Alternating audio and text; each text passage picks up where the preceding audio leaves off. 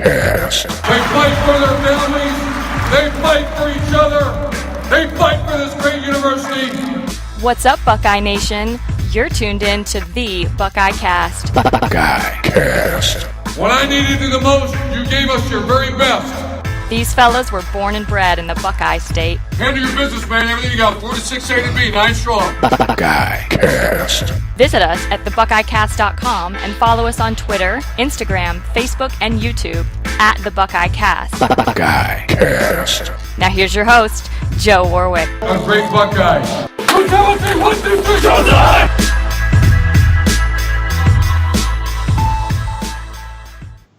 Welcome back. Welcome back to the Buckeye Cast. This is your friendly neighborhood host, Joe, coming at you. Got Jeff over in Orlando joining me tonight. What's up, Jeff? Hello, brother. Hello, everybody. And Sean's MIA today. He's getting drowned in a bowl of sake. He's mullered in a sake bar in Chicago. Yeah. So, Sean won't be joining us, but we'll try and bring a little extra heat tonight and finish burying these Rutgers clowns and then get you ready for the big TCU game Saturday night. So, we'll obviously bring you our predictions and our final score predictions for the game this week. So, as always, please subscribe, follow us, find us on any social media platform. This is only the best goddamn Ohio State podcast out there, right? I mean, can you name another, Jeff? I cannot. See? I'm telling you, folks. Anyway, don't forget to check out our YouTube channel. We have hilarious animated versions of the entire podcast. Those are fun to enjoy, and we'll be rolling out more of those in the future. So let's jump right into this, Jeff. Let's do it. Let's put a shovel in this Rutgers hole in the ground. Not a great day for them, just to say. They did get on the board. They don't have too many great days, Joe. That's true. Yeah. In general. I've heard talk of their program disbanding. Have you heard that? I'm for it. Yeah, I think they get plenty of votes in the Big Ten, Jim Delaney being the first. But so yeah, Buckeyes roll easily, 52-3. It was another uniform practice out there. Buckeyes get the 900th win in program history, second only to that shithole up north. But big deal. Texas is close on our heels, but I'm sure we'll be pulling away from them over the next few years, and probably widening that gap.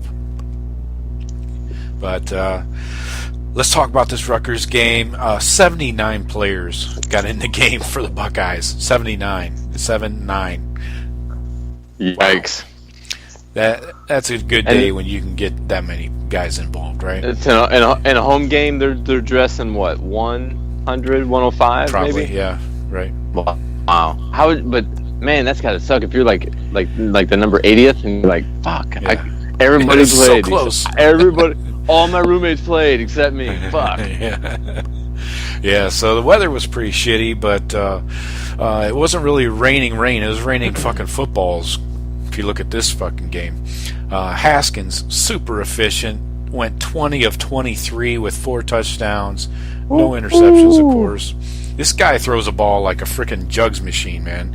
These guys are out there making catches in wide open spaces and just pulling it in and going. It's what we've talked about with the last 4 years. We love JT, but what could this offense be like with the talent we have if we could air it around, if we could air the ball out and make people respect it? That's what we've all been talking about, and we're seeing it. You've been down on these receivers for 2 years now. I like some of them. I just knew that we needed to get them out in the field, not 5 yards off the line of scrimmage where JT's going to throw it. We need to get them out, let them do their thing, and it's looking like how we all thought it would look, a couple years ago when we saw these guys, Johnnie Dixon coming in on a recruiting class, and McLaurin, and we're like, holy shit, we got some studs. Now let's try to get the ball to them. Yeah. It took a couple years, but we're seeing it now. And I'm loving it. Yeah, this offense really doesn't seem to have a ceiling right now, you know? I mean, what are the limits? We can run the ball, we got a monster O-line, and we got Haskins and Tate. I want to lead right into him. Tate, talk about efficiency, Mr. Efficiency, 10 for 10. That's perfect. With a touchdown run and a bomb to Terry McLaurin. His arm strength really improved. I know it's not perfect. It's never going to be a Haskins kind of strong arm, but he got it downfield to McLaurin on that big bomb. And how about the 47-yard TD run? After getting popped he took a cheap shot on the sideline 2 plays earlier. They had to bring in old Chugginoff at quarterback. He actually got in the game. Recent transfer from West Virginia. He was number 79. Yep. Yeah, they didn't want to play him, you know that. But he actually got in there. But good for him, though. Good for him getting on the field. Yeah, he was a handoff machine later on. But yeah, Tater was the leading rusher, 95 yards and the big 47-yard TD run. He led the team in rushing. Yeah, it was a quarterback, but it wasn't JT this time. Yeah, and I don't think that's the first game that Tate Martell will lead the Buckeyes in rushing. He's electric, man. The dude can make plays. I mean, picture him as a starter, after Haskins leaves. Yeah. There's going to be games. I mean, JT had games where he was 120, 130 yards. Tate could get that in 6 carries. Have a couple real big ones, and then. Yeah. I don't see that being the last game. He's the leading rusher. It's not going to happen a lot because we got running backs down the pipeline. But fun to see though. Yeah, that dude is electric. Yeah, like you said, it's good to know that we have something reliable back there, not just running the ball, but throwing the ball as well. Knock on wood and throw the salt over your left shoulder. So yeah, I'm glad Tate can show off the arm and the legs equally. When Weber and Dobbins were kind of quiet, not a lot on the ground for them, but didn't really have to do much running, and everybody played in the backfield again. It was one of those days where everybody got plenty of balls. Keep everybody healthy. I mean, keep Dobbins, keep Weber, keep them both rested. If they got maybe something a little nagging, play the freshmen because we have the extended period, so we can afford to get everybody playing time and get everybody ready to take on the season. Yeah, and I would imagine injury is going to be the only thing that interrupts this alternating series between Weber and Dobbins. That makes sense. I'm not sure you can differentiate between the two of them production-wise. It's how I guess, and they're probably practicing equally to how they're performing, which would mean why they're getting all the shared, almost equal reps. I mean, the guys, they're both machines. It's like we can't keep one off the field. Unless one catches fire like Weber did last week, or the first week, then you ride the hot hand for an extra series. But if they're both being equally productive, I don't know why you wouldn't continue to alternate. And that for freshness and for health. Yeah, and then you're keeping them both fresh. It's just I don't mind. I don't mind playing the two freshmen. We have running backs in the 2019 class. We're going to have running backs in the 2020 class. Right. I don't mind. I don't mind losing the redshirt ability just to have a third running back running the ball in a year. Maybe not both of them. Maybe one of them gets a red shirt, but hell, those two running backs, I'm talking about Snead and Teague, they're probably showing out in practice too. They're probably balling the fuck out. So the coach is like, well, we can't. They're earning play time too. Yeah. So, I mean, it'll obviously as we get into Big Ten season, you're going to need more than one running back, and if we just have two guys that are at 99 and another two guys that are at 90, fuck. So what? We don't. I mean, so we burn it so they can't redshirt. They're not staying 4 years anyways. Typically, right, I mean, most. Yeah. Right. So, and we're gonna have more guys coming that are gonna want playing time to stay happy because that's how these kids are. fuck it. Play 4 running backs. Cool. Yeah. And there's always the outside shot of injury to somebody, that kind of makes it's gonna happen. Depth chart for you. Yeah, I mean, we're in week 3 not being tested, or going into week 3 not being tested at all. Yeah. Injuries are going to come. We know that. Plus, it's the position, and in that offense, you get beat on. So, it'll all sort itself out. But I'm totally happy to see 4 different running backs getting carries, and then a backup quarterback ends up leading and rushing. We'll take it. Yeah. So. Moving on to the receiver core, Johnnie D with the big day. McLaurin had the big week 1. Johnnie D stepping up and getting 2 deep balls from Haskins. Again, he abused these fucking corners. Oh my God, man! I think for a minute there they had a true freshman. That was not even fair. He just blew right by him on a couple post routes. Buckeyes had 10 players. He's healthy now. Yeah, he's healthy now. He's finally healthy, I think. Yeah, let's get him off the kickoff return duty, though, because I just saw him take a helmet to the fucking knee. We don't need that. No, because he probably only has a numbered amount of those left to be able to take. Right. And he's not wearing fucking knee pads. So. No, it looks like they're all like long distance cyclists. Right. So they have a bunch of Lance Armstrongs out there. Right. It should make the helmet much more sloped. Right. But anyways, Johnny Dixon, me and him shared a birthday, so shout out to Johnny Dixon. Birthday boy's coming up. Happy birthday coming up on Sunday. Yeah. Yep. Nice. Hashtag Virgos. Maybe he'll get you a cake. No, but we wished each other happy birthday last season. Okay, that's nice. Yeah. But I've been rooting for that kid since he came to us, and just the injuries and stuff, because he was like the first big receiver that Zach Smith was able to pull out of Florida, if you remember, out of Dwyer High School, coming off a state championship. Right. And I like the dude ever since, and glad to see he's healthy now because he's blowing out. Yeah.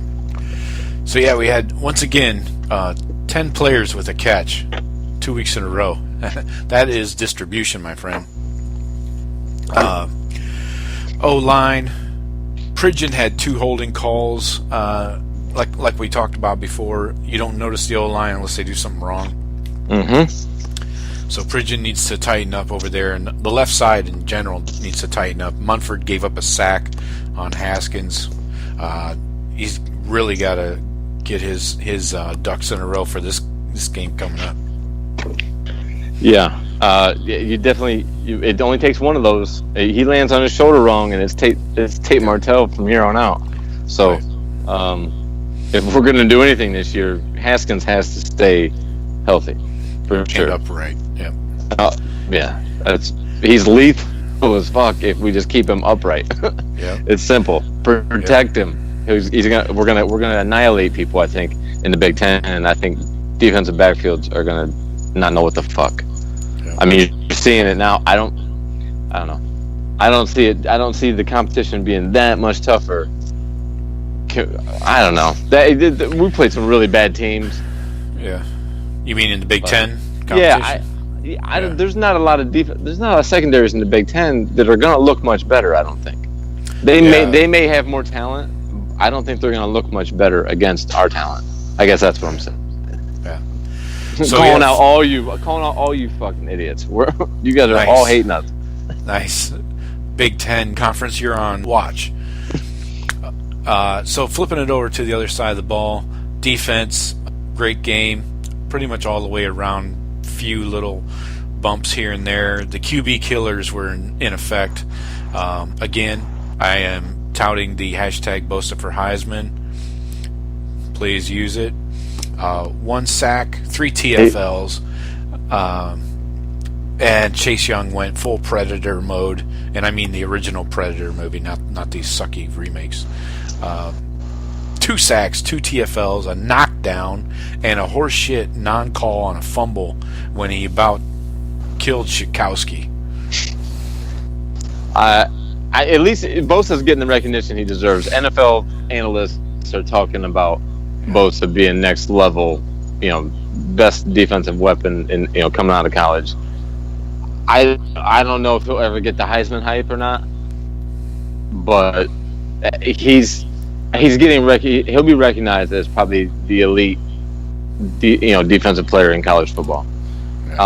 That Ed Oliver came in with all the hype, rightfully so, because he's a monster. But if he doesn't have the big gaudy year, they're gonna say, oh, he slacked off a little bit. Right. And Bosa's putting up unbelievable stat lines right now. Yeah. And it'll come as attention comes to Bosa, they're gonna start talking about Chase Young too, and then there's gonna be High State back has this combination of DNs again, like they did the last couple years with Hubbard and Taekwon. But I mean, we know that we've had it the whole time.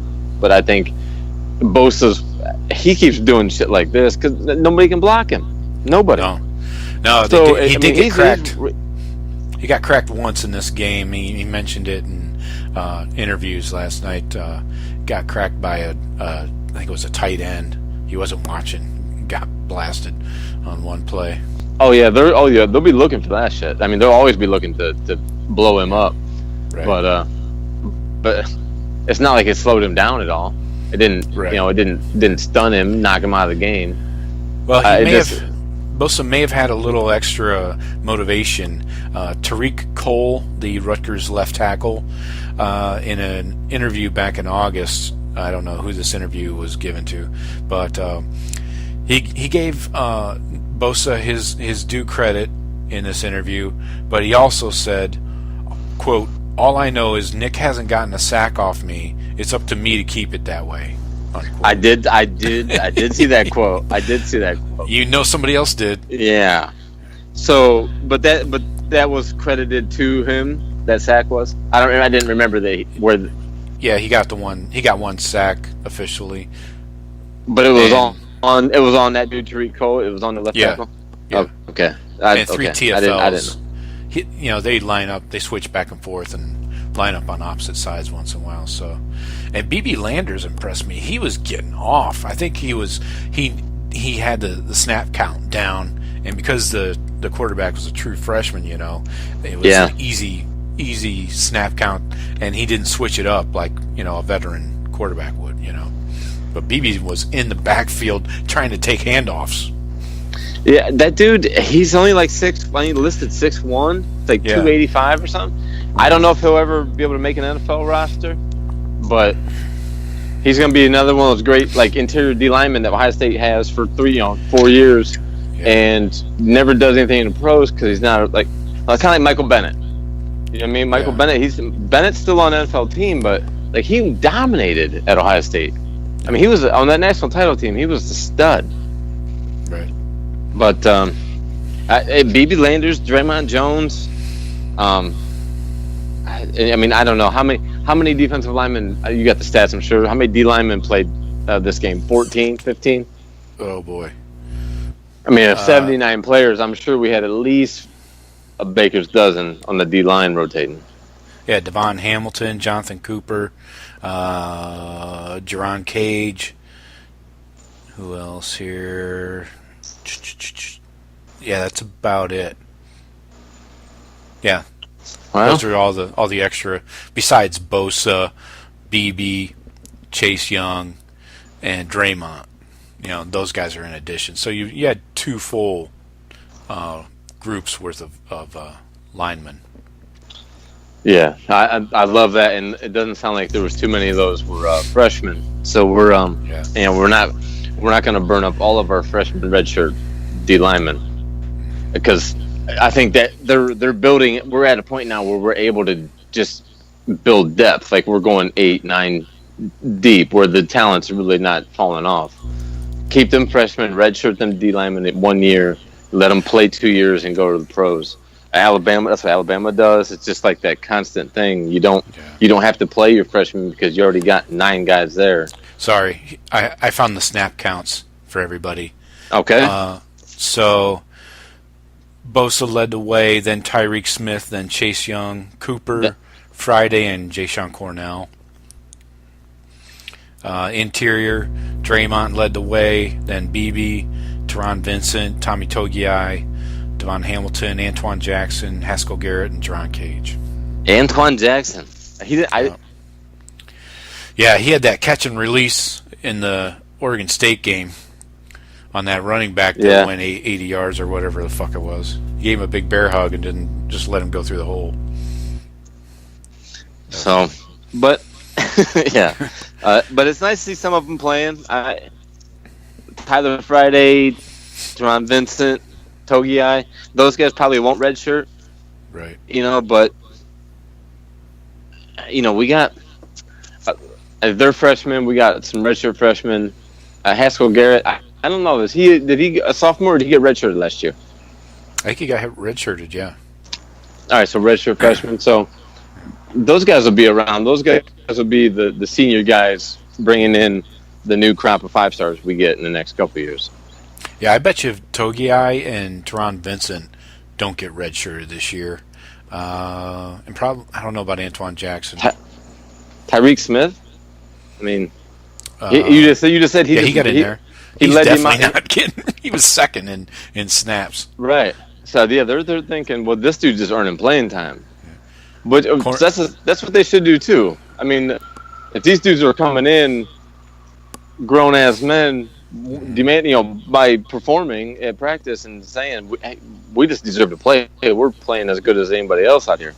Right. But then fuck it, then don't burn a red shirt. Don't try to redshirt them and try to. Because I always think about those big time recruits come in, and then if the coach tries to redshirt them, they're like, "Whoa, I didn't sign up for no redshirt, man." I wonder how that plays with some of those kids sometimes. Like, "Whoa, you fucking redshirting me? You think I'm going to stay here another year?" Some kids that probably, it might rub them the wrong way if they thought they would have a chance to compete for a position, and if they thought the competition was close, and then you redshirt them. I could see that going south. As far as a relationship with say Urban and so kid. Each position group's kind of different in that way because, like for linebacker, for example, you only linebacker and DB really. Those are treated differently in that as a young guy, you got to come in and play special teams in order to earn playing time. If you're a D lineman or an O lineman, you're not going to play special teams, to earn playing time, like on punt coverage or something. Yeah, I got you. So yeah, it's difficult for a D lineman to earn playing time without just being thrust into the game. I don't know how he would earn playing time any other way, other than showing out in practice and in game. Right. So linebackers looked a lot better. No big plays this week. Guys were filling holes. D-line was making their lives easy too. Borland got in for 21 plays, so basically double week one, which is good. So they're increasing his kind of pitch count, from week to week. So I'm sure we'll see him. Yeah, we'll see him for 30 plus probably this week. Pete Werner led the way in snaps, played 48. Malik Harrison 43. So Pete Werner in an interview tonight said that he and Malik are the two linebackers that remain on the field during nickel situations. So that means Borland and Browning come off, whoever's playing back. So should be noted that those guys are. That's typically how it's been. I mean, typically our middle linebacker is the one coming off. Yeah, it's good to get that clarification though. But it was kind of assumed. And Baron Browning just got 17 snaps. He's still kind of feeling his way through this defense, I guess, and where he fits in, getting comfortable with making the calls from the mic position. So we'll see how his season pans out. Borland seems to be the QB on the defense that gets everybody in the right positions, Yeah, we saw that. That was clear last year. Seeing that Borland's he's the middle linebacker we need. We need him out there, directing, seeing all that stuff. But like we talked about last week and the week before, where's Baron Browning going to slide to? Is he coming off the field, or where's he? Whose playing time is he taking? Yeah, right now he's not practicing in any other position. Right. So that kind of tells us that maybe Werner and Harrison are playing above him, and he's not. So It's just odd. I thought Baron Browning was one of the can't miss. Like he's going to come in, and be the man that you think he is immediately. Right. But maybe it just takes him a little longer. I mean, Raekwon was ready as a freshman, and him and Curtis Grant shared time. But if Curtis Grant was injured, he could have taken over as a freshman. Maybe not. That's a big time ask to for 18-year-olds. So maybe some of them just aren't ready. Maybe it takes them till they're 19 or going into 20. I don't know, but a good thing we have other talent there that it's not like we're hurting because he's not ready. Yeah. But yeah, it really is. He's adding depth, but there were only 6 tackles from the starting linebackers last week. Granted, the D line was taking care of most of the mop up duty, but 6 tackles sounds really low from 3 linebackers. It does, but how did the game unfold? I mean, like, what did Rutgers ever really threaten? Right. And what was the snap count? I mean, like you said Warner and Harrison led in plays, right? Mm-hmm. Yeah. But how close were the second teamers and third teamers? How close were they in play counts? Well, Borland was 20 less than Harrison, and Browning. So Borland had 20 and Browning had 17. Yeah. That's 37 plays at middle linebacker. Who else was playing middle linebacker? Hilliard was in late in the game. And then they probably were in nickel the rest of the situation, I would imagine. Yeah. But Fuller was back 100%, so that was good. That was a noticeable difference. Seemed like the secondary was in the positions they needed to be. Again, I realized it was just freaking Rutgers, but it seemed to be noticeable that he was in there. And Sean Wade got the start at nickel, got a pick in the fourth quarter. He looked good out there. Glad to see that. Glad to see him making strides. We hadn't heard a bunch about him. Okuda was really the only one out of that class that was playing a lot last year. Reap a little bit, was playing more on special teams, but you didn't hear much about Sean Wade at all last year, and he redshirted. Yeah. I'm assuming because he didn't play. He had that injury. He had that abdominal injury. Right. So glad to see he's healthy. Yeah. These are 5-star kids, man. They got talent. Just get them on the field. So yeah. No mention of the younger guys really, as far as getting them more snaps. Marcus Williamson was in there for 21 plays, Cam Brown for 5. No mention of TARIQ Johnson yet, so not sure. He must not be ready yet. He was that big physical dude, man. Oh, he's gonna be fun to watch. Right. Jocelyn Wint and Brendan White and Amir Reap got in at safety. Proctor played on some special teams. So, no mention of TARIQ. But, defense played well. DeMario versus C.J. Saunders in the return game. Like I said earlier, I would prefer if we get Johnnie D out of the kick return game. DeMario had a muff punt, but then he had like a 30-yard kickoff return later, got upended, and kind of tripped up before he met the kicker, and the kicker just was a speed bump that took him down. I thought he was gone. And Saunders is just boring. He's like white toast, Yeah, well, he is white toast. I mean, he's Brian Brennan out there catching punts, but you just sure hands will know he'll catch it. DeMario, yes, but DeMario needs to be on kick and punt returns. That's the way it came out of practice, training camp, whatever. That it was DeMario who's pretty much got those two locked up, as he should, because he's fucking electric every time he has the ball in his hand. Now, he's got a little Jalen Marshall in him, and he'll fucking muff a few, but I would rather have that threat of explosive. Make them do total punt coverage because they know that guy back there is explosive, or they might leave something loose on the back end. We can get a block. But CJ Saunders back there, they can go max protection on a punt because they know this dude's not going to be, he's just not athletic enough to really make a big splash. So I always like having that threat back there, even because it meant then they fucking tried a directional punt or whatever. You have one big return, then they don't punt to you the rest of the game, and field position. I mean, we can exactly. You can win it. All that shit can affect the game, and that can pay dividends. So one big return is when a punter starts shanking them out of bounds. Right, and so, but you risk in a big game that dude trying to do some hero shit, and he muffs one. Right. But I don't know, does the good outweigh the bad? I guess maybe Urban will come in and be like, no, DeMario's back there, right. Or who knows.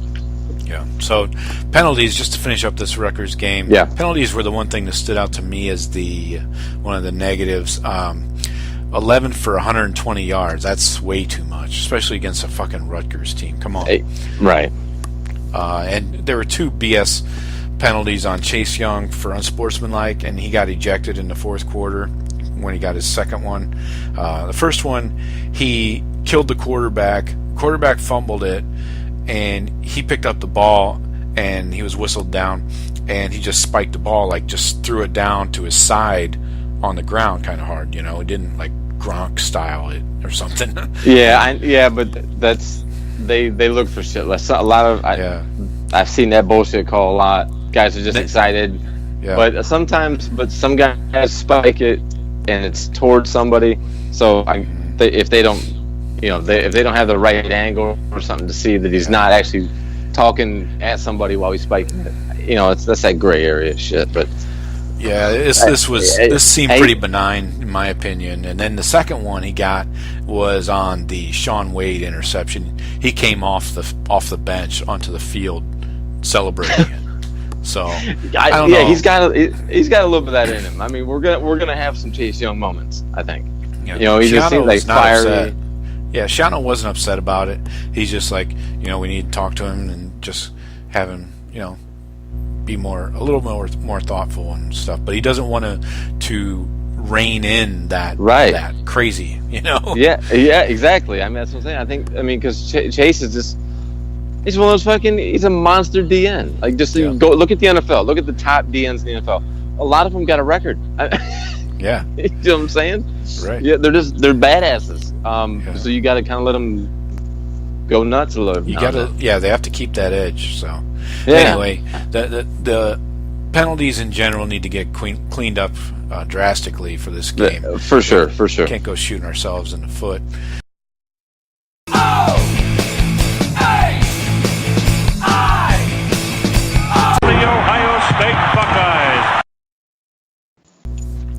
Shuffle on over to Dallas. Get ready for this TCU game. 8 o'clock Saturday night on ABC, coming to you from Jerry World. This is a familiar venue we've had success in just recently. We like that stadium. Yeah, it's done well for us. I think we may have the turf logo. The turf is right for our running game. Yeah, I think there's a Block O in the locker room somewhere. But as everybody knows, we beat USC in the Cotton Bowl there most recently last year. Just to give you a little history, last meeting it was in 1973. Woody beat TCU 37-3. Last year TCU went 11-3, lost to the Cyclones, and lost to OU twice. They're currently 2-0 this season. And starting out with the offense, Jeff, they bring your typical Big 12 spread offense, not too different from the Buckeye spread offense. Probably more QB run than we're used to this year for us. But Sean Robinson is the quarterback leading the way. He's a 4-star. Buckeyes recruited him out of Texas.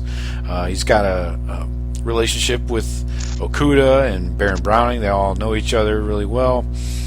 Played with or against each other at some point growing up. So this kid's talented. He's young though, 6'2", 230, kind of a body style like a JT Barrett, but he's more of a one-dimensional running QB. Some would say like JT Barrett. Sounds familiar. Yeah, those that weren't fans of JT's arm. So last week against SMU, he went off for 112 on the ground and 3 touchdowns. What do you think about facing this kind of quarterback? Does the D-line need to kind of stay in their lanes and not over pursue and over rush? Is that the strategy this week? I think it's going to be fluctuating circumstances because Schiano, he lets those guys go, Bosa and Young and them. You need to let them kind of go and work because they can both work a tackle, left, inside, outside moves. They have different moves that they'll use, so you kind of still have to let them go. It's going to be more pressure on the D tackles, I think. You picture Bosa and Chase flying around the outside, right? And then you got those 2 big offensive, off tackle gaps, right, where your linebackers are going to have to stay active. We're going to be a nickel and dime pretty much the whole game, because they're more of an air out spread than they are a running spread, in my opinion. But the QB run is their biggest weapon. Because a lot of times that kid, he'll drop back one read and then he's gone. If we do give him those big lanes, then our linebackers will have their hands full. But like I said, at the same time, you got to let those guys pass rush because they're going to be throwing the ball a lot. Mm-hmm. Yeah, maybe it's like a pass. I don't know. This might sound contradictory, but maybe you pass rush, but with some restraint, with an eye on the quarterback to some degree. So you're not just, Chase and Bosa are not flying by each other in the back of the pocket, like two ships passing in the night.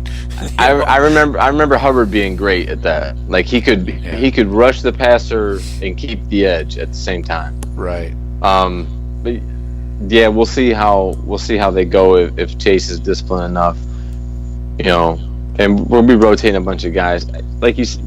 I'm sure you're going to give your opinion. Over time in this game, we're going to end up beating on these guys, and I don't think they have the depth to keep up with us. So the score, depending on how scores might not really dictate how the game is really going, but might dictate what happens, what we do in the game. If they get some bullshit, field position and get a field goal and a touchdown, and we're within 7-10 points, it's going to be different. Whereas then, if we play just like how we think it's going to happen, we start opening up 20-30 point lead, it's going to change the whole dynamic. It's just going to be the quarterback and a shotgun with 5 receivers, just spaghetti everywhere, slinging it. Yeah, exactly. And that's when they can really tee off as far as that pass rush. But he's a young kid, so he's going to run. He's going to, if we don't contain him, he's just going to tuck it and run. Okuda had some comments about him. He said that if you watch his high school tape, you see spin moves, you see jukes in there. It's kind of like maybe even you could say a stockier Lamar Jackson. So it gives you kind of a comparable guy to think about. Baron Browning also talked about him. With the arm talent of Lamar, though? I think he was talking moves, running the ball more than anything in this. Well, if he can run, if he's at 230, and if he can move like Lamar Jackson, then he's going to be a problem for anybody. I agree. Baron Browning had a few things to say. He said we can't sleep on him. Probably one of the better running quarterbacks we're going to see maybe this season. So we just got to keep our eyes on him at all times, and we can't forget about him. So sensible. That's coming from a middle linebacker. So definitely will be almost a spy probably to some degree. Sure. I mean, you have to. I mean, we've played against these spread offenses, and they're not anything really new. So you can get we have a bunch of tape on him. As far as how we want to play a spread offense with a running. Plus our defense won against JT Barrett for 3 years. Yeah. As you know, running quarterback, as Greg Schiano mentioned, changes all the math. When the quarterback carries the ball and can do it well, the defensive math changes. He went on to say, what I've noticed, he scrambles, but he scrambles first to throw it down the field. So we're going to have to hold coverage when he does start to move out of the pocket. He's a 230-pound man who runs very well. So some of the other info I found on him, that was from Greg Schiano, by the way. People say that he can't yet consistently make quick reads on the zone read and accurate tosses on the option. So that's something to look for. Maybe there's some opportunity for turnover there. Sure. Get in his face. You gotta. If that's the case, that's when you need to rush the quarterback on that.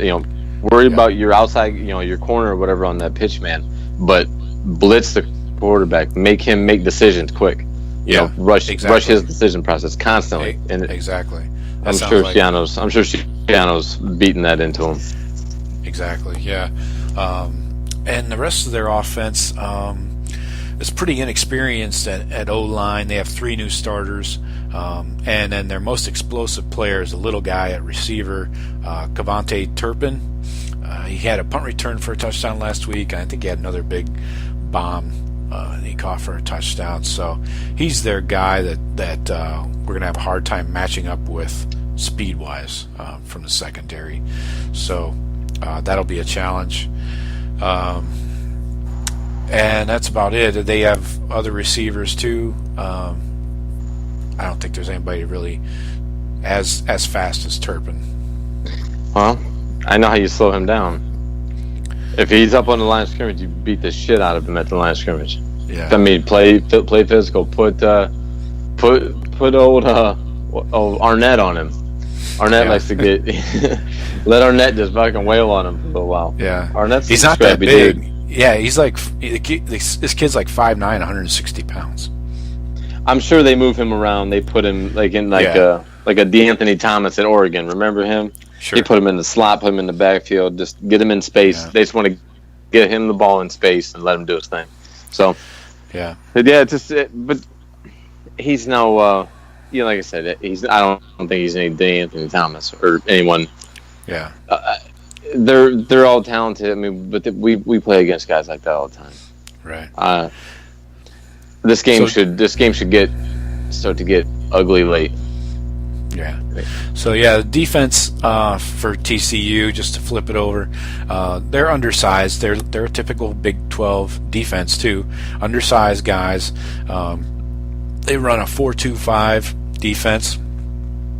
So 3 safeties at all times. They play mostly man coverage. Good luck. Yeah, no kidding. You're gonna have 6 in the box. We're gonna run the ball. We got 4 running backs. Exactly, and their stud D tackle Ross Blacklock is out for the season. He got hurt, I think, before the season even started. So he was their big cog in the middle, and he's gone.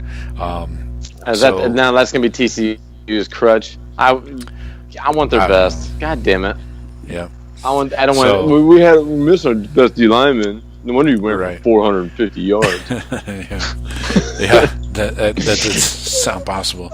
It's going to be size versus speed up front. I got this awesome breakdown of our O-line versus their front 5. Thayer Munford, 6'6", 319, going against Ty Summers, 6'2", 235 at DN. All right. Pridgeon, 6'7", 310. Terrell Cooper, 6'2", 286. He's coming in at one of the heavyweights at the D tackle. Michael Jordan, center, 6'7", 312, going against, he's not really going against, but their middle linebacker is 6'2", 212. That's a 100-pound swing in case you were counting. Right. And 4 inches. Yeah. Demetrius Knox, 6'4", 312. Their other D tackle was 6'1", 290. He's the other biggest dude on the team, probably. Then Isaiah Prince, 6'7", 310, going against their other DN that's 6'4", 250. So, all that to say, the averages go like this. Buckeye front line goes 6'6", 313 on average. TCU Horny Toads, 6'2", 254. Dude, that's like a 60-pound difference. And that's why I'm sure you're going to see a lot of ball, ball down pounding. the fucking throat. Yeah. And we've done to Oregon because I know TCU likes to run the hurry up too. They like to run a lot of tempo. Yeah. We'll just start pounding on them on defense. Then they get a couple 3 and outs, put that defense back out on the field. Shit can get real ugly. But if Haskins has a fucking freak out moment and throws a couple picks, put us in a bad spot, they get a couple field goals, or that dude maybe breaks a play, and we're in a dogfight. But I think eventually, I don't see how they can keep up with us for 4 quarters. Yeah, it's another. This might not be waters. this might not be like a just from the jump. We just come out and just blast them away in the face. It might not be. It very well could be that way. Yeah. I wouldn't be surprised that way. But if we struggled a little bit, they're like 20 minutes. Their fucking camp is like 20 minutes from the stadium or something like that. I heard. Yeah, exactly. Yeah. Yeah. Neutral site. We like that stadium. The turf works for us, but right. It's a home game. I mean, we're going to travel, of course, but yeah, it's going to be. Yeah, probably 50-50, maybe even a little bit more in the Buckeye favor, 60-40. It's just not a big school, No, they've like 6,000-7,000 students, maybe 10. Yeah, but their alumni base is nowhere near Ohio State's. No. Who the fuck goes to TCU? I can't tell you anybody. So, yeah, it'll be interesting to see Haskins under some diversity. Or adversity. Diversity. Yeah, he's black. We know it. There's not a white guy on that offense, is there? Oh, Luke Farrell. Farrell's a token white guy. Right. Got a touchdown. But, yeah, it will be good to see Dwayne under some adversity. I'm sure that this faster defense will have some advantages to get in the backfield once in a while and wreak havoc, but I don't see that being a consistent problem at all.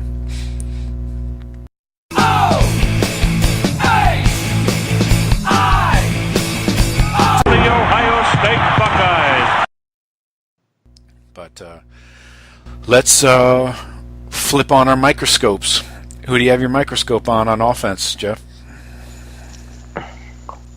The running game, the running backs, the Dobbins. I'd say Dobbins because he needs to have a breakout game, and maybe him being back in Texas, maybe he shows out a little bit, gets that hot hand. But in general, him and Weber, the switching pattern of them two, and see if that changes as we get into like a little more, do they go with just a guy for a quarter, or if the guy's got a hot hand, or do they continue that on and off?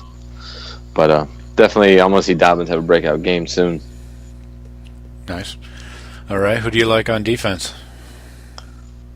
I like our whole defense, man. Really do. We're going to be running spread, a lot of nickel, a lot of dime.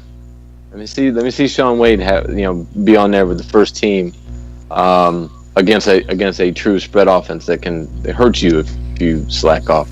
You're not really, when you're going against guys that can't threaten you down the field. Like Rutgers, it's a different mindset when you're playing. Then you got a guy, lined up across from you that can make you look stupid. So, Sean Wade. Let's see Sean Wade continue and have a good game. I'm going to go with Haskins on offense. Really want to see what this kid does under some potential pressure. That at least something different from what we've seen the last 2 weeks with virtually no defense. So interested to see how he goes. That's pretty much a no-brainer, right? I mean, sure. Who else? Yeah, I mean, he has a big game now, prime time. With game day there, they're gonna do all the fucking backstories, and they're gonna have all the interviews. Ronaldo will be out there talking some shit. Right. We'll see if he does have a breakout game. Like now, it's gonna be leading Sports Center, and Dwayne Haskins put himself to the front of the Heisman race with another 5 touchdown performance. He blows up like that, it's gonna be all over the place.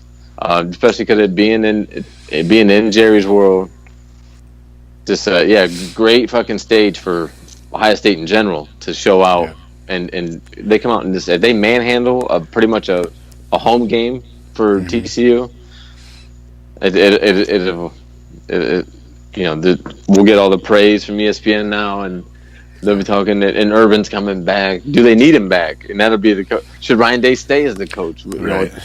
Nonsense. Stephen A. will comment on it. Yeah, exactly. But Stephen A. will be like, I don't think they should bring him back. They do some fucking outlandish shit, and Feinbaum will fucking, just to get their ratings up, they'll say some outlandish shit, whatever. Pow! But shut up, cow turd. Yeah, on defense, I'm going to go with Chase Young. I think he's still going to be a wild, crazy goon that he's been. I think this is going to be a big one for him. You could make the same argument for Bosa, but I think he's going to show up big in this game, and it's going to kind of be his coming out party. Oh yeah, I mean, you can tell when college kids play on that field, they're looking at that jumbotron as much as the fans are. Yeah, they're like, look, this fucking place is a cathedral. Like this is like Madison Square Garden for a basketball player. You're like, oh, I gotta show out here. This is the main stage. Mm-hmm. One of the guys was saying in interviews that they got in trouble. They were getting in trouble when they were playing there in high school because they kept staring at the jumbotron, like on the sidelines if they weren't in the game. Right. Coaches were yelling. It's probably a better view. Right.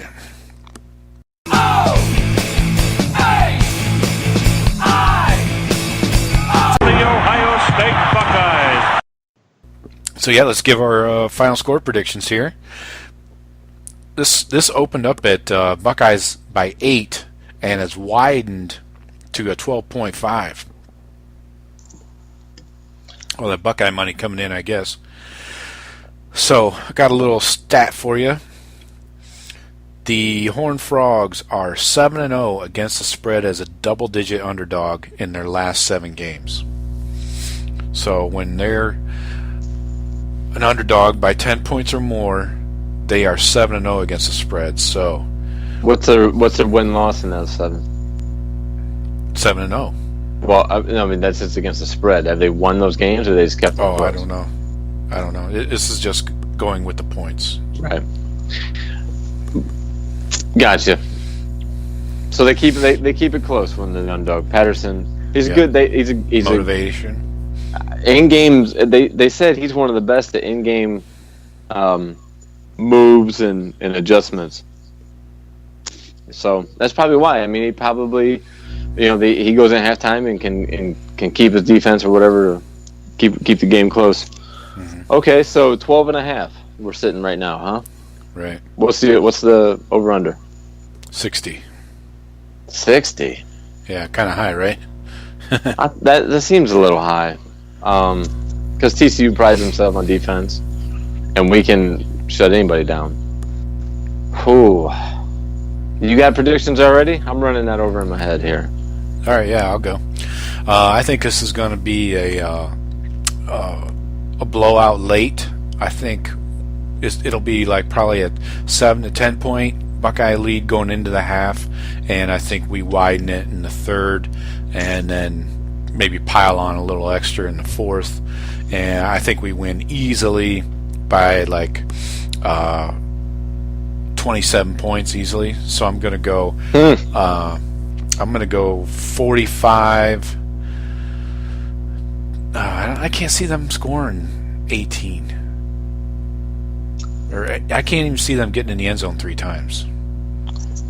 I'm gonna give you my score here. All right. I'm gonna go 45-14. 45-14. So don't take the over. I'm gonna go 38-17. Ohio State cover, but take the under. It sounds like that freaking Cotton Bowl game where nobody scored in the second half, dude.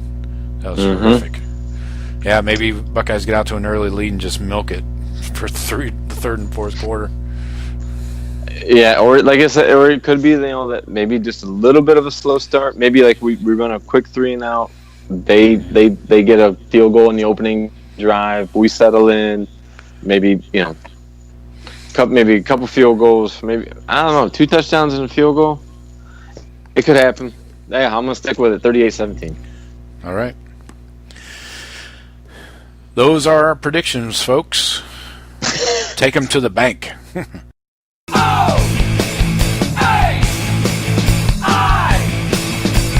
Ohio State Buckeyes.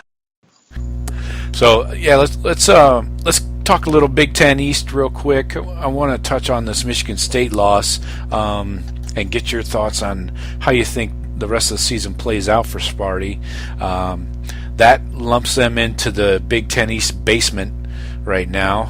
They're 1-1. Michigan's 1-1, and Rutgers is 1-1. Yes, I said Michigan State, Michigan, and Rutgers are all 1-1. What do you think? I think they're going to put a little distance on Rutgers in the standings. Really? Rutgers isn't going anywhere. They got an anchor tied to their asshole. Yeah. But like Chris Isola, he damn sure wasn't going to get shut out this year. He wanted to get that field goal. But props to Ash for getting the field goal this week. D'Antonio, he's got to be gripping hard, man. But the Fighting Herms got him. Like a big signature win for Herm Edwards out there. And I heard the local hacks here talking that Herm Edwards Arizona State might be able to make some noise in that South Division of the Pac-12. Yeah. With the struggles of USC, Arizona's way down. Yep. But it looks bad on our conference, but I don't give a fuck if Michigan State loses out of conference. Yeah, the Big Ten has taken some the last 2 weeks, or the first 2 weeks of the season, with the Michigan loss and now the Michigan State loss and shit like that. So, I don't know. We'll let the season play out before I start getting too upset about it. Michigan State's going to get better throughout the season. They're going to play us tough as shit. We know that. Right. Yeah, they're gonna win some games. I don't know who's got Wisconsin on the other side, but I'd be as far as Michigan does. Penn State, do they have? Oh yeah. Penn State has Wisconsin and us at home this year. Right. So, Penn State doesn't. They're not blowing the doors off anybody right now either. Well, they smashed Pitt, but that was Pitt. People saw that game though. That first half wasn't it wasn't like they got out by 40 and then pumped the brakes. They were in a dogfight there for a little bit. But yeah, they had more talent. They should have pulled away. But D'Antonio, Michigan State seems like the same thing. It's like no matter which fucking quarterback they have, they just go through this period where they just their offense goes to shit. LJ Scott is a stud. He was a stud coming out of school. He was a stud. He's a stud when he fucking plays us. That's true, he is. But he doesn't seem like he's really developed much over 3 or 4 years, does he? I mean, seems like he's been the same guy since he was a freshman. Kind of plateaued. Yeah. Yeah. I don't know. I went to school with a couple guys like that. Yeah. Now they're taxi drivers in a 10,000 person town. Nice. That'll be interesting. Still wearing their Letterman jackets. Yeah. So going forward, I don't know if this is really that big a deal for Michigan State. If they say that if you're going to lose, it's better to lose early, and especially if ASU goes on to get ranked, in the teens. Yeah. Well, Michigan State's still ranked ahead of them. Well, they're 25 right now. Yeah, I don't know. In one of the polls, Arizona State's ranked right behind them. Yeah, I don't know. When they're 1-1 now, when they're 7-8 games into the season, and one team's 4-4 and one's 7-1, then that team shouldn't be ranked at them. But when they're at this early in the season, how could you put Michigan State in front of Arizona State? They played 2 games, and they played each other once. and the team that won is ranked higher or ranked lower. It's that. Yeah. And then, but it doesn't matter what teams are ranked right now, anyways. Really, if you keep winning, you fucking go up the rankings. It's simple. Sure, but look at their schedule is tough. They do not have a margin for error going forward. I don't think they can afford another loss. You got at Penn State. They're home against Michigan. They're home against us. They do go to Nebraska. Who knows what Nebraska might be at that point? Maybe later in the year. Scott Frost has his offense worked, but they're not a threat right now. But Northwestern coming up in a couple weeks. They're not a gimme. Minus the last weekend. But you're right. Yeah. I mean, they're a tough team. Can be, anyways. Yeah. Yeah. So I think this is really a tough start for Sparty. They could have just played themselves right out of contention in the East. Yeah, because they might be looking at 3 conference losses, 4, maybe 4. I mean, shit, they could implode like they did, the year before last, or last year. Yeah. I mean, they could. It could be 3, and it could be a 3-7 fucking type season or whatever. Yeah. If that's the case, D'Antonio will be outie. Yeah, and looking at Penn State's schedule, they got a cupcake fucking schedule till they play us at home, and they have the next week would be Michigan State at home. That could be a trap game for them. When do they have Wisconsin? That is week 10. Oh, okay. So all right. So way after us. They got some cupcakes mixed in here, but yeah, they've got a tough schedule too. Though I shouldn't say their schedule's easy. Yeah, I could see everybody in the Big Ten losing one, or I don't. Yeah, I think we have the best team in the Big Ten. Now, whether we lose one conference game or not, who knows? Yeah. But I picture us still being. If we only lose one conference game, we're the only one with one loss. I mean, in the East, I picture Penn State, Michigan, and Michigan State probably all going to beat each other. Yeah. Or something, something like that. Everybody's taking one at least in conference, and then that leaves Sparty sitting on the outside with their non-conference loss. Yeah. Props to them. Big Ten usually doesn't go out west and play too many games. I mean, we played Cal on a home and home, but you don't see a lot of Big Ten out west. I haven't seen Michigan travel out west in a long time. No. I can't remember the last time they played a team out there. They play the West Coast of Florida every January in the Outback Bowl. Right. But yeah, so we'll see what happens going forward. It looks like everybody's got some easy games coming up. Penn State has Kent. Who's Michigan have? They have SMU. And then Michigan State, they have at Indiana. So everybody's got cupcakes coming up this week, except for us. I think there's only 2 games this week versus ranked opponents. In the Big Ten? No, just in college football. Oh, yeah. Yeah, you got Auburn, LSU. Yeah. Mm-hmm. That's a good one. Joe Burrow's gonna have that Auburn D line is crazy. Yeah, Burrow's gonna have his hands full, but LSU's defense looks fucking lights out like they used to look. So yeah, those are about the only ranked opponents. Us and TCU, obviously. Yeah, Boise State, Oklahoma State. Oklahoma State's like 24. According to ESPN, but that's where they belong. They're always like 20 to 24, and then they might be like a week 10. They might be like number 3, but they're gonna end up at like 24. It's like every year they're like, oh, look at Oklahoma State, 9-3, 8-4, 9-3. Right. And in those years when they do win 9 or 10 games, their first 9 or 10 games, everybody's like, "Oh, watch out!" And then they lose their last 2. That's what I'm saying. It's a given. Oklahoma's coming out of that conference. I think the SEC West, Alabama might lose a game in the West. Mm-hmm. Just, maybe not LSU, but hell, Auburn has their number. I mean, I think Gus Malzahn's like 500 against Alabama. That would be the one. Ole Miss isn't going to do anything this weekend to them. No.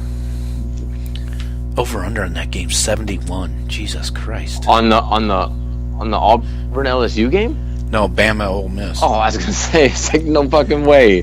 I'm taking the over on the Auburn LSU game. That's gonna be like over under should be 30. Yeah. So. But Bama 70. Bama and Ole Miss. They're gonna blow Ole Miss out. Yeah. But I don't know if it's gonna be a 71 point total. I think it might be like a 50-0. I take the under. I take Bama with the points and the under for sure. And whatever the under is at LSU and Auburn, I'm taking the under. Right. It's 44.5. Exactly. But I'm taking LSU with the points at 10.5. They're getting 10.5. Yeah.